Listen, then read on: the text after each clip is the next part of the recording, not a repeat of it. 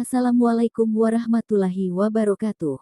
Sahabat beriman, berikut kisah singkat Nabi Muhammad SAW dari lahir hingga wafat. Kisah Nabi Muhammad SAW bisa diceritakan pada anak-anak kita. Ada banyak peristiwa penting yang berkaitan dengan Nabi Muhammad SAW mulai dari kelahirannya, menikah, kala berdakwah hingga wafat. Dalam beberapa sirah nabawiyah disebutkan bahwa Nabi Muhammad SAW lahir di kota Mekah pada 12 Rabiul Awal tahun Gajah bertepatan dengan tahun 570 Masehi. Nabi Muhammad lahir dari orang tua bernama Abdullah bin Abdul Muthalib dan Aminah binti Wahab. Abdullah merupakan seorang saudagar yang sering bepergian ke negeri Syam. Akan tetapi Abdullah meninggal dunia saat Aminah mengandung Nabi Muhammad yang baru berusia 2 bulan. Setelah itu, Nabi Muhammad pun lahir tanpa didampingi oleh sang ayah. Setelah lahir, Nabi Muhammad diserahkan pada Halimah Sa'diyah untuk disusukan. Zaman dulu masyarakat Arab memiliki kebiasaan menyusukan anak-anak mereka kepada perempuan desa. Hal ini bertujuan agar anak-anaknya tumbuh di lingkungan pedesaan yang udaranya mas bersih.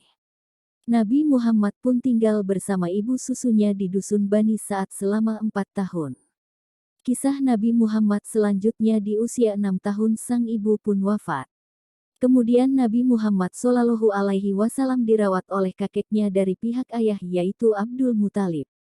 Selang 2 tahun, sang kakek wafat. Sejak saat itu Nabi Muhammad SAW dirawat oleh pamannya bernama Abu Talib yang merupakan salah satu petinggi dari keluarga Bani Hashim. Nabi Muhammad SAW pun sering ikut berdagang ke Syam bersama pamannya. Setelah tumbuh dewasa, Nabi Muhammad SAW menikah dengan Siti Khadijah. Siti Khadijah adalah wanita terpandang, cantik dan berasal dari golongan orang berada di Arab. Nabi Muhammad menikah saat berusia 25 tahun.